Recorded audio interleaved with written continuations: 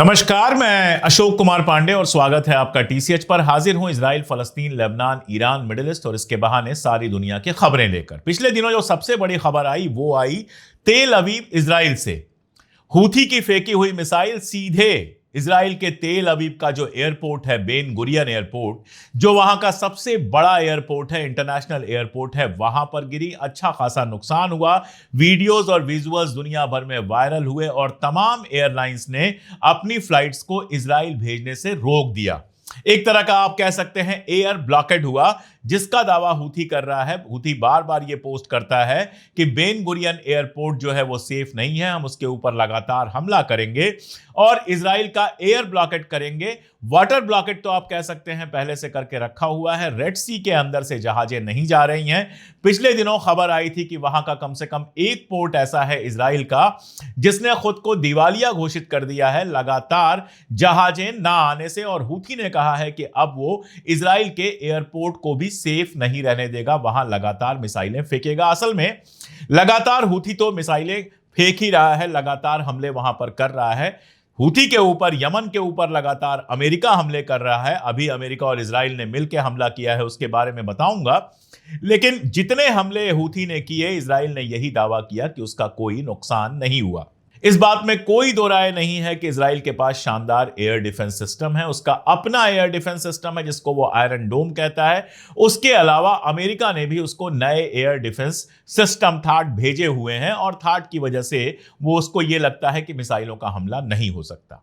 लेकिन Ben Gurion airport पर जिस तरह से मिसाइलें गिरी हैं, इसने इजराइल के कॉन्फिडेंस को हिला दिया है। इजराइल के अंदर और बाहर दोनों जगह कॉन्फिडेंस हिला हुआ है कि थाड और आयरन डोम के बावजूद जो सबसे ज्यादा सिक्योर रखा जाता है यानी कि एयरपोर्ट, वहां पर हमला किया हूथी ने।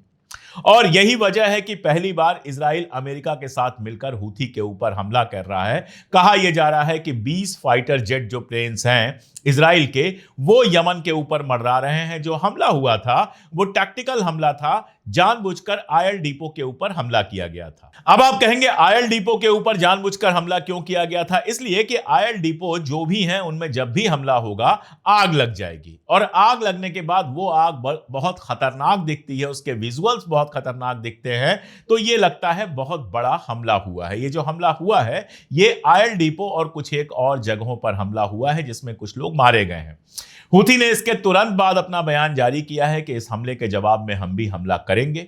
इजराइल के पास भी अपने आयल डिपोज हैं और इजराइल को जरूर यह चिंता होगी कि अगर उनके आयल डिपोज पर हूथी ने हमला किया तो एयरपोर्ट पर जितना नुकसान हुआ है उससे बड़ा नुकसान वहां पर दिखाई देगा। दरअसल यमन के ऊपर अमेरिका लगातार हमले कर रहा है और इतने हमलों के बावजूद यमन ने जो रोक लगाई हुई है रेड सी के थ्रू जाने की, वो रोक जो है वो खुल नहीं पाई है। हालत यह है कि पिछले दिनों इजराइल के कम से कम एक पोर्ट ने यह दावा किया कि वो दिवालिया हो चुका है क्योंकि जहाजें नहीं आ रही हैं। अब अमेरिका के अंदर यह बहस चल रही है कि अमेरिका का कितना नुकसान हुआ है। पिछले दिनों खबरें आई थी कि जो नुकसान हुआ है उसके चलते वहां की जो आर्मी और वहां का जो सिस्टम है वो ये कह रहा है कि इतना पैसा फालतू में हम बर्बाद कर रहे हैं और यमन का कुछ खास नुकसान कर नहीं पा रहे हैं।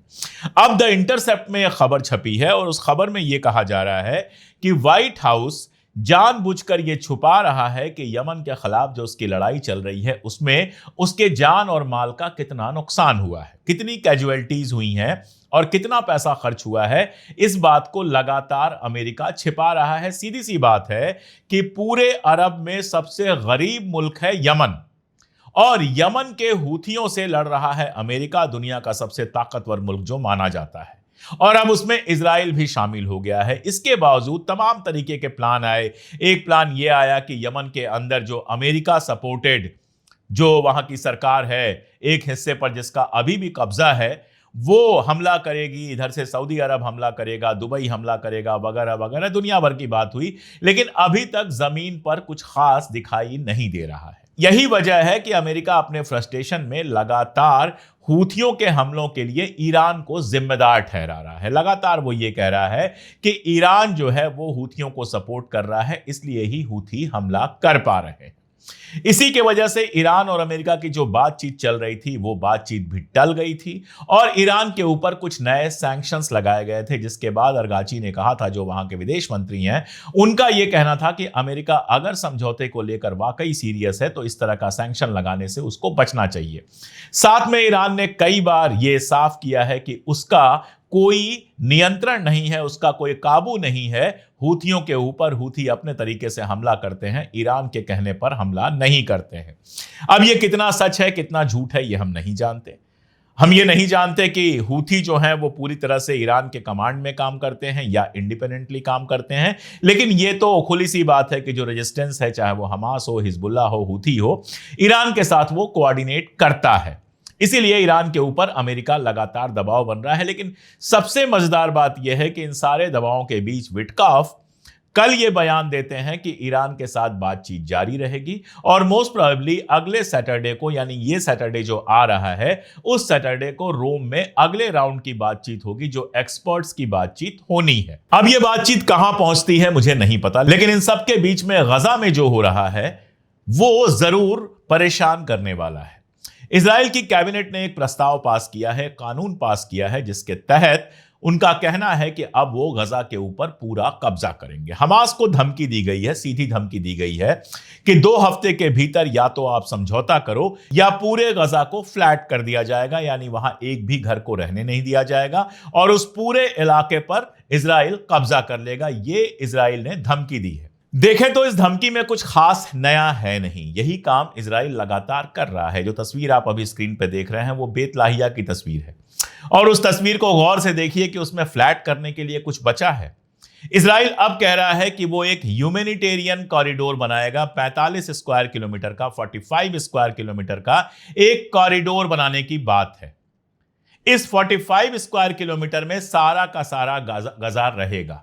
जाहिर सी बात है कि जब चाहेगा वो जिसके ऊपर हमला कर देगा। इसके पहले भी बहुत सारे ह्यूमैनिटेरियन कॉरिडोर बनाए गए हैं और हमास के नाम पर उसके ऊपर हमला किया गया है।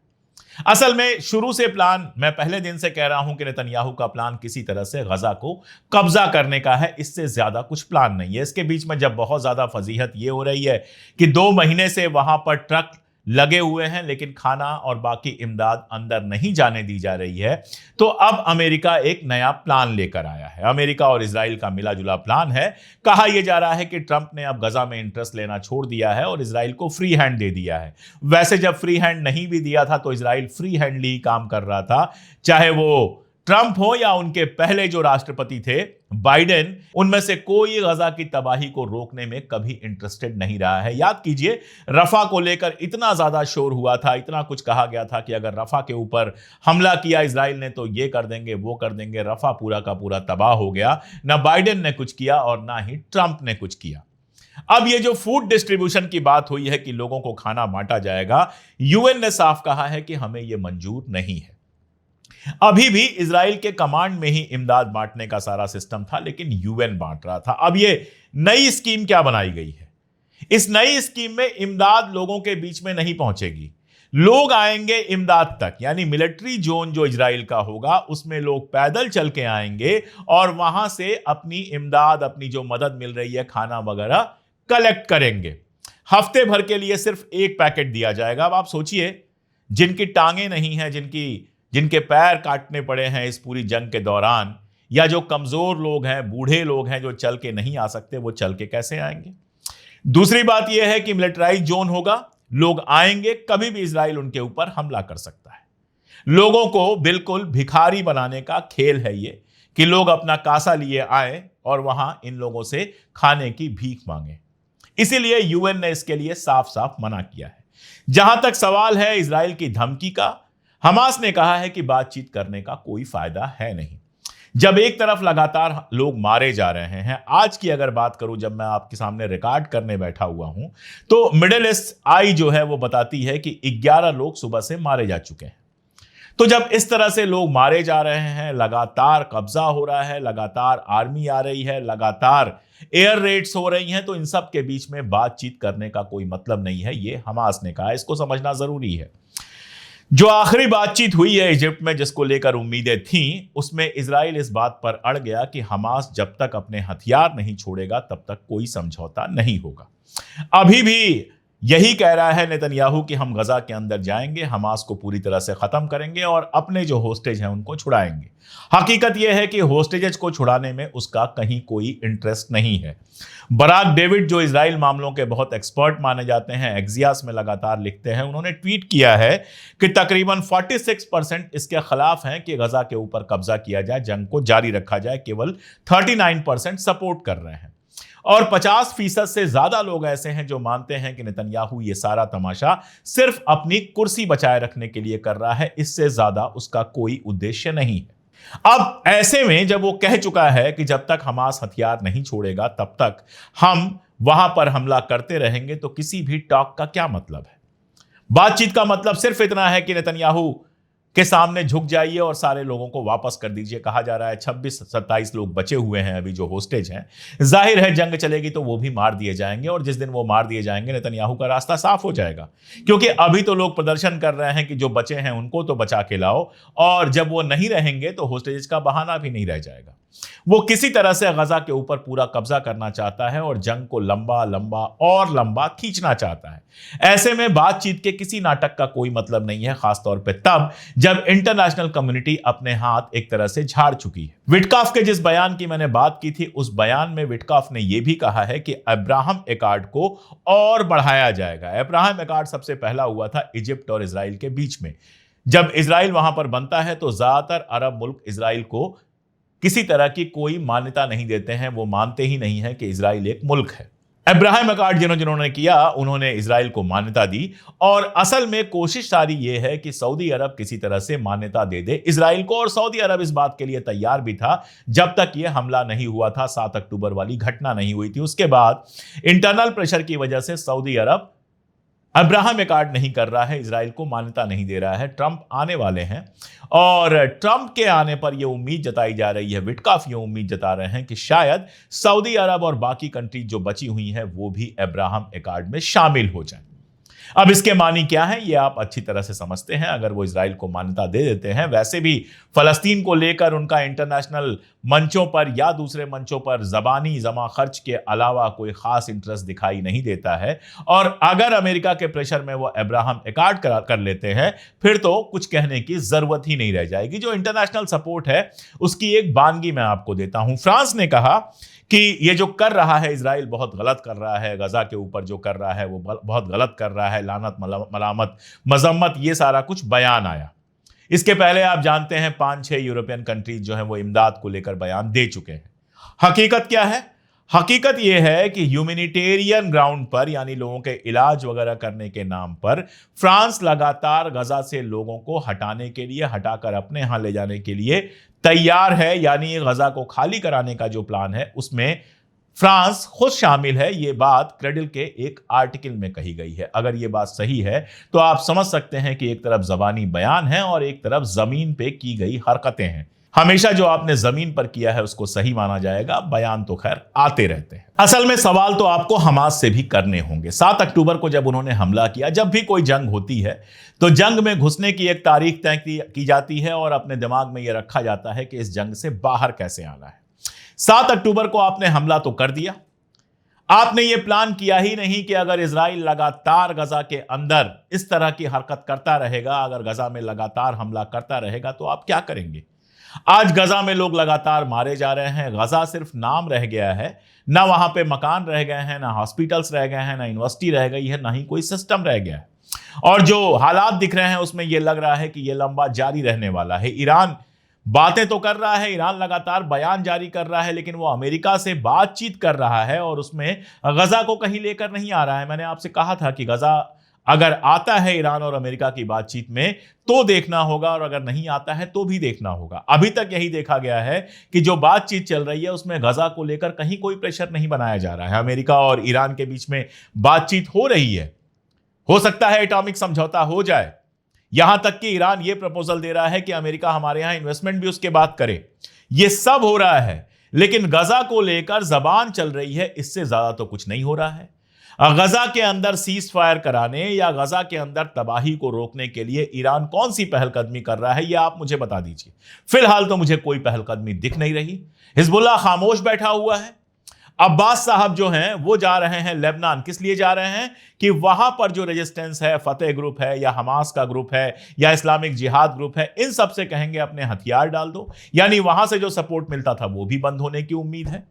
सीरिया से जो सपोर्ट मिलता था लगभग बंद हो चुका है। सीरिया में लगातार जो रेजिस्टेंस के लोग हैं उनको गिरफ्तार किया जा रहा है, क्योंकि सीरिया को अमेरिका से मान्यता चाहिए, अपना सैंक्शन हटवाना है। तो जुलानी तो वही करेगा जो अमेरिका चाहेगा, जो इजराइल चाहेगा। तो प्लानिंग आपके पास तो थी नहीं, अब साफ दिखाई दे रहा है आप इस जंग में कूद गए। मैं ये नहीं कह रहा हूं कि जंग आप हार गए हैं, जीत गए हैं, जंग अभी लंबी चलेगी, सब कुछ होगा।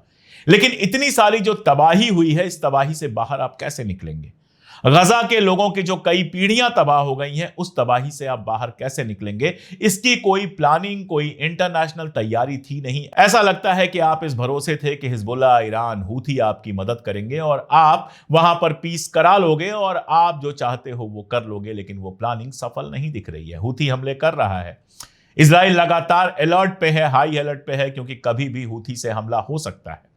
लेकिन अगर हिजबुल्लाह की बात करें तो वो खामोश बैठा हुआ है। बयान बीच बीच में आते रहते हैं, लेकिन कहीं कोई कार्रवाई वहां पर दिखाई नहीं दे रही है। हालत यह है कि एक दिन के अंदर इजराइल गजा पर भी हमला करता है, सीरिया पे भी हमला करता है, यमन पे भी हमला करता है और लेबनान पे भी हमला करता है। दावा करता है कि हिजबुल्लाह का एक आर्म डिपो उसने नष्ट कर दिया है, लेकिन हिजबुल्लाह की तरफ से बयान के अलावा कोई और पहलकदमी दिखाई नहीं देती।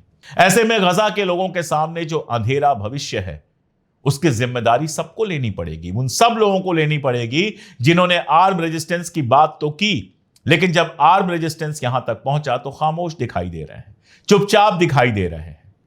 बाकी अमेरिका, इंग्लैंड, बाकी सबकी पोजीशंस तो पहले ही से पता थी। ये कोई नई चीज नहीं है कि अमेरिका इजराइल के साथ खड़ा है, और यह भी कोई नई चीज नहीं है कि अरब मुल्क खामोश बैठे हैं। पिछले 50-60 सालों से अरब मुल्क फलस्तीन पर ऐसे ही खामोश बैठे हैं, तो इस बार इससे ज्यादा उनसे कोई उम्मीद थी नहीं। लेकिन जो लोग फलस्तीन का परचम बुलंद कर रहे थे, उनसे तो सवाल पूछा जाएगा कि आखिर आपकी प्लानिंग क्या थी? आज आप खामोश क्यों बैठे हैं? गजा के मासूम नागरिक जो मारे जा रहे हैं, मासूम बच्चे जो मारे जा रहे हैं, इसकी जिम्मेदारी कौन लेगा?